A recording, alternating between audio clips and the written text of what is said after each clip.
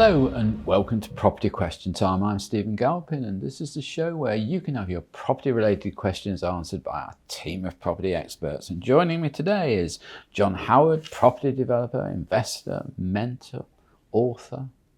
What You else, normally say, have I come down from Ipswich? Well, I haven't today because I've come from the Carlton Club in St James where I stayed last night, which is a conservative We're club. well aware of only that. for conservatives. We're well aware of that due to the last lot of publicity. I was not involved in that. Oh, right. In any shape or form. Okay, right. Well, I think we better clean the conversation up, don't we? Well, good to have you here anyway, Thank John.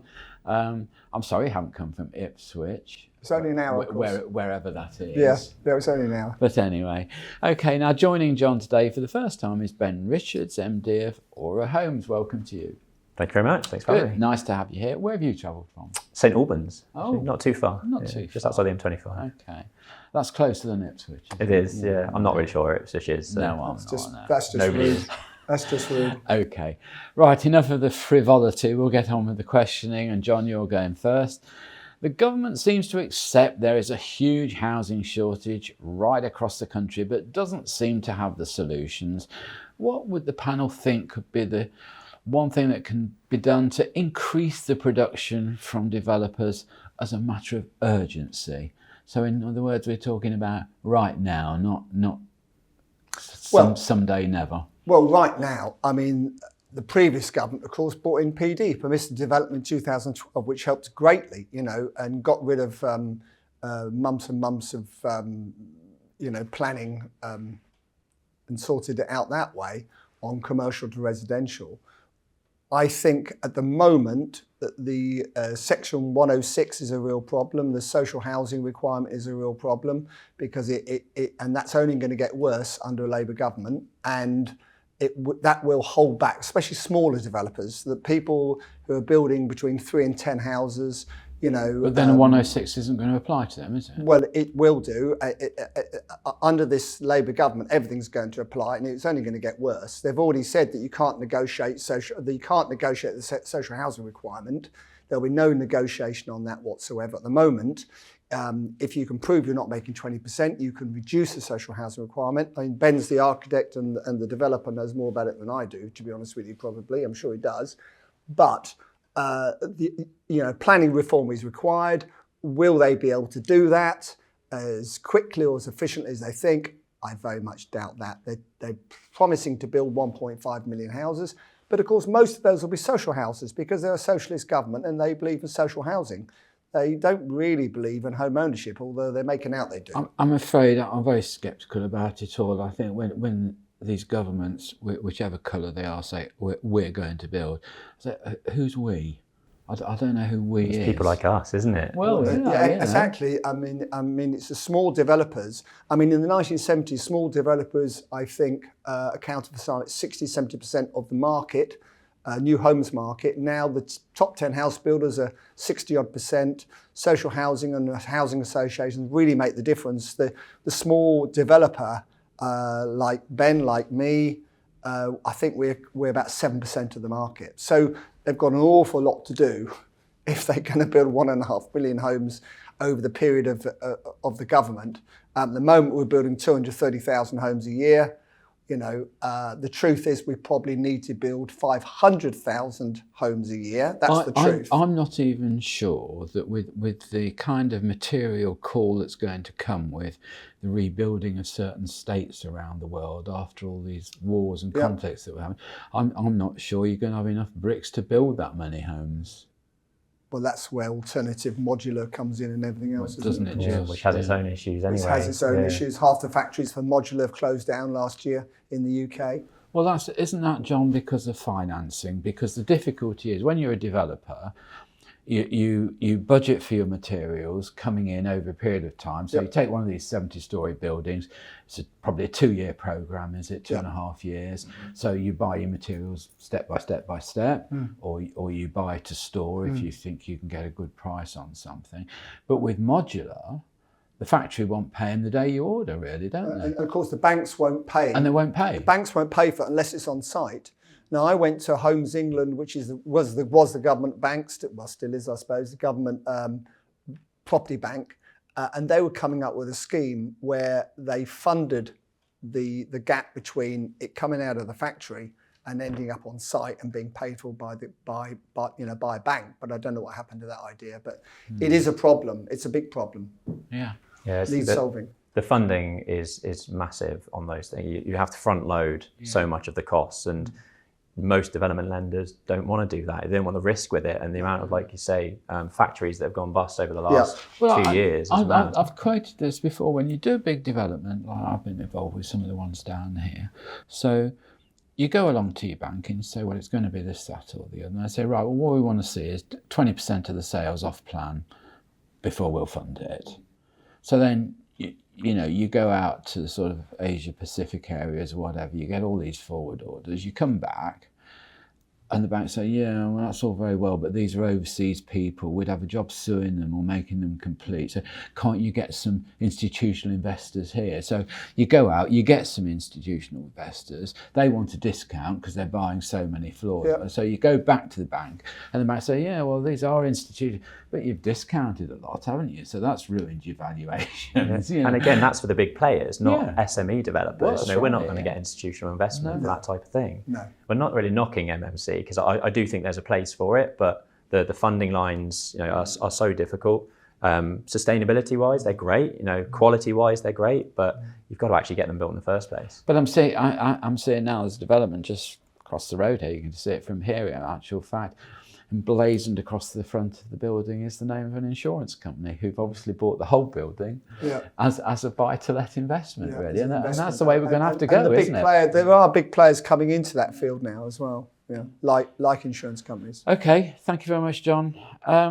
Ben, do the experts think that building design and architectural considerations are pushing up the price of housing, pushing many of the developments past the point of affordability? Now, let me just quickly tell you, I was taught years ago, and so, well, with architects, they understand just like you do that if you build a square building, it's quite economical to do.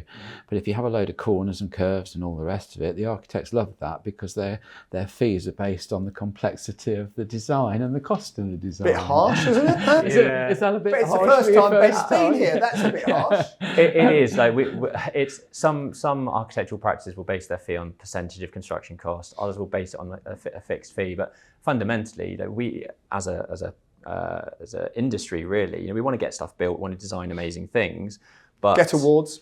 I get awards. I think when architects are working with developers, a good architect will understand the commercial pragmatic approach to things, and that there is a cost associated. And you'd like to think that they're telling their teams that every line they're drawing costs money, and some people don't necessarily see that. So architects want to design beautiful buildings, developers want to design and build sensibly and from a buildability perspective and a cost perspective, but there has to be a blend and an understanding of both sides. I suppose really, I mean, this really started with our current monarch, didn't it, some years ago, when he started to sort of say a lot of the buildings going on are sort of blighting the landscape here, there and everywhere.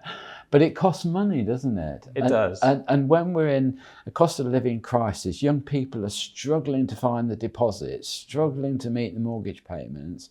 I think we have to rethink some of this, don't we? I think with the question is about sort of design and if it's pushing prices up. I don't really think it is. I think the market is the market. What's happening is the margins for developers are getting squeezed and squeezed and squeezed because the government are incentivizing for sustainability. All of the building regulations have recently changed. And that's only going to get worse. That's only going to get worse. You want net zero carbon by 2050. All of the build costs associated with that in terms of insulation in walls, solar panels, air source heat pumps, all that stuff adds to the build costs. Now the market's kind of the market. Build costs are going up and up and up. Landowners are still wanting what they want for their land. Their expectations are still very, very high and aren't managed. But that's the bit. The only bit that can change in any of that is the land value. Mm-hmm. The land values will go down. And you're, Ben, in a unique position as an architect and a property developer to understand this better than any other architect. Because I do get frustrated with architects somewhat who say, oh, well, I want to win awards. It looks lovely. Yeah, but it's too expensive to build. There's a place for that. There's a place for that, and that's my own home, not a development. Yeah. There is a lot to say that great design and appealing buildings, can fetch more on the market. Yeah. But it's a real balance to find. It's totally balanced, I agree with you. But I think the only thing that's getting squeezed really is the developer margin, because landowners expect what they want and they'll sit on it for 2 years. We're talking about productivity here and actually delivering new homes. If landowners aren't willing to move their price down. Well, I think under this government, you'll find they'll force people to build quicker. And they'll be more pragmatic on that than the last one. Yeah. But Ben, what just from an architect's point of view, what's you look at these residential buildings that we're building around here. What's in your mind in terms of life expectancy of that building? It's a very good point. We work in London with buildings that are 200 years old, and they're probably more solid than some of these. But 60 years is a lot of these. I mean, I can tell you now, on a lot of mortgage forms around here, the funders are saying, does this building have a 25-year life? And that's on new builds. Yeah, I mean, that's crazy. And I mean, I've done exercises. There's one development down the road here, actually. If you paid the market price for each and every apartment and pulled the thing down, it would still be buying the equivalent land just around the corner, So it's a difficult thing. And that building is just 25 years old. Yeah. And of course, here in Canary Wharf, we had the benefit in the early days of it being Docklands Development Corporation, where you could build whatever you want as long as it hit building regs. There was no planning permission as that such. might be a way back. That might be coming back. You never know. To speed things up. That'd be nice. I think that's my point. I think some development areas like that, with your handcuffs taken off, might be a good thing. But anyway, there we are. That's all we've got time for in this half of the show. So join me again after the break when we'll be asking John and Ben more of your questions.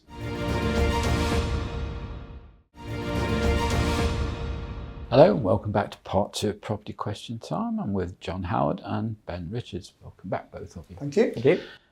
John, yes. As potentially a new developer, do the experts think that following the new train line station developments is a safe way of choosing development sites, or is this too risky, as perhaps in the case of HS2?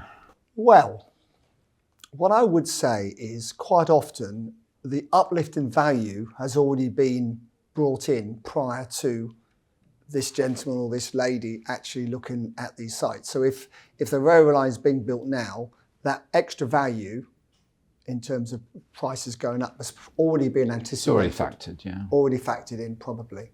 You've only got to look at that in Birmingham, in Digbeth, where the HS2 comes out.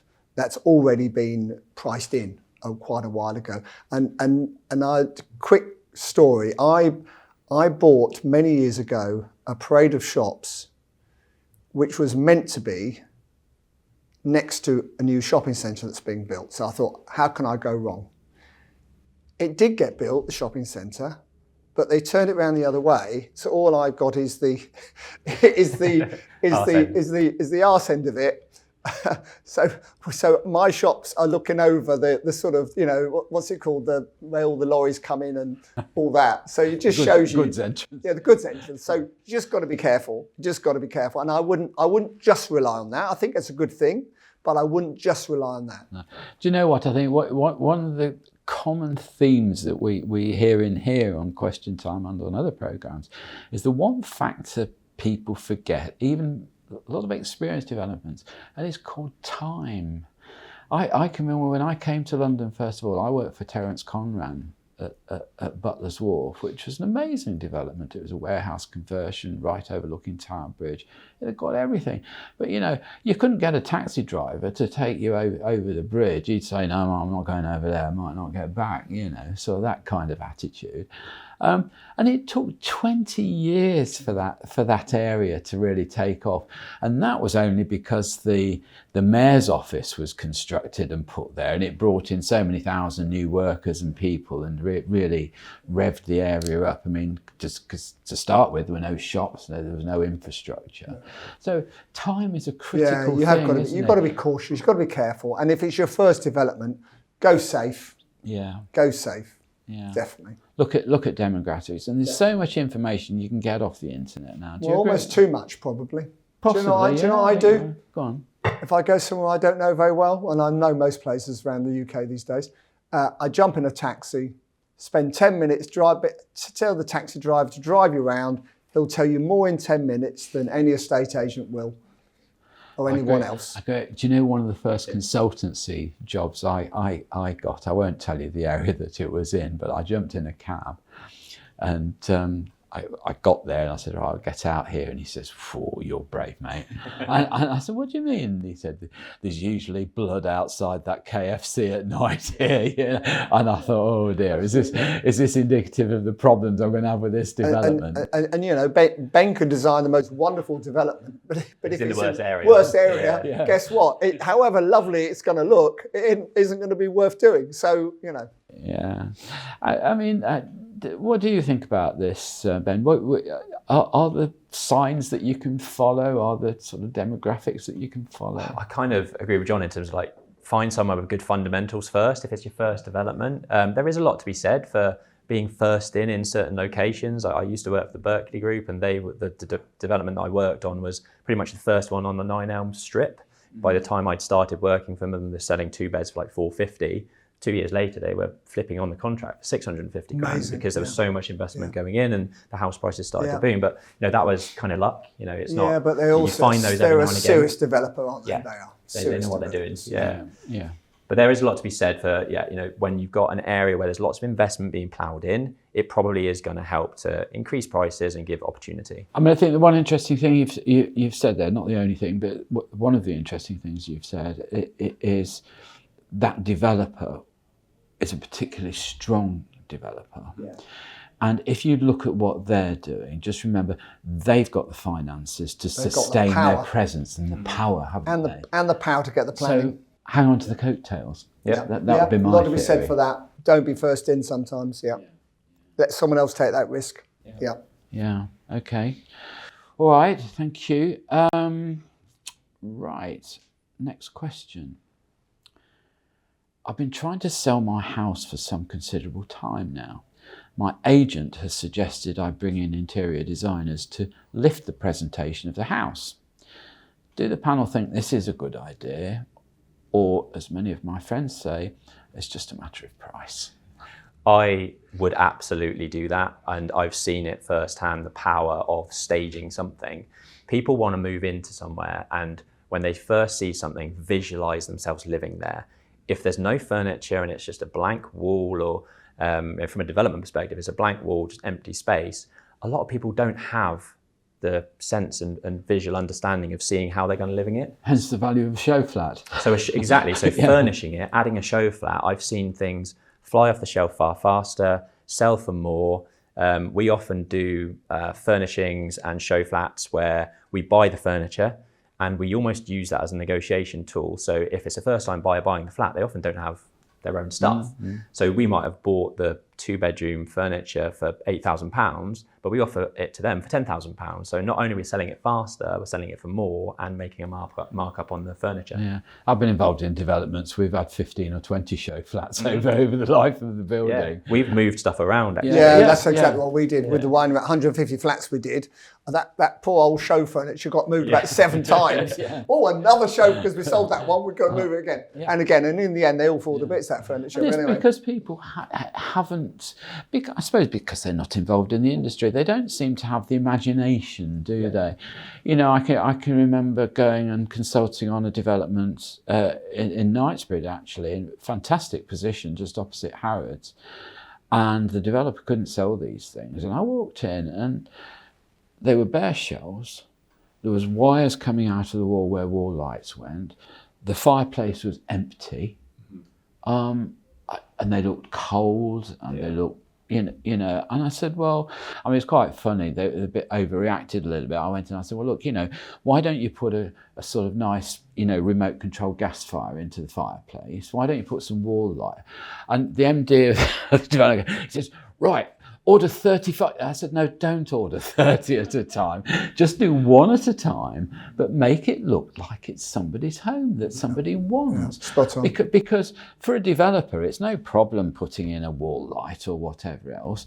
But for Mrs. Smith or Mr. Smith, it might be a huge barrier. They might think, I don't like touching wires. I don't know where you buy wall lights from. I mean, you must have seen this. Oh, massively, a million times. I mean, the top tip that I had from seeing what the Berkeley Group did on our schemes and the marketing suites that they created is it's not just about the visual. They would try to attack all of the different senses. So you'd walk in and you'd have textured wallpaper for the people that like to go around and touch stuff, and you'd have smelly sticks in the toilets because people. It's another sense that you're hitting. So with our marketing suites, we try to hit those different senses because different people react in different ways to them. But from an interior design perspective, and a house that you're trying to sell, again, I've spoken to people that do staging furniture, do interior design. The amount of stories that I've heard where it's been sitting on the market for 6 weeks, they've got someone in to stage the property, 2 weeks later they've got an offer at asking price, and it shifts loads faster. I think it's an absolute must. If you can find the funds to invest in sprucing it up, you'll make it back in dividends. It needn't be that expensive, and there's a lot of things you can do yourself. I mean, I think one of the worst things, estate agents will tell you that they walk in and the first thing they get in the hallway is a row of, shoes there and Wellington boots, and you don't want to see that. Your point is exactly right. People want to walk in and think, wow, this is where I want to live. One tip if you're buying a show flat.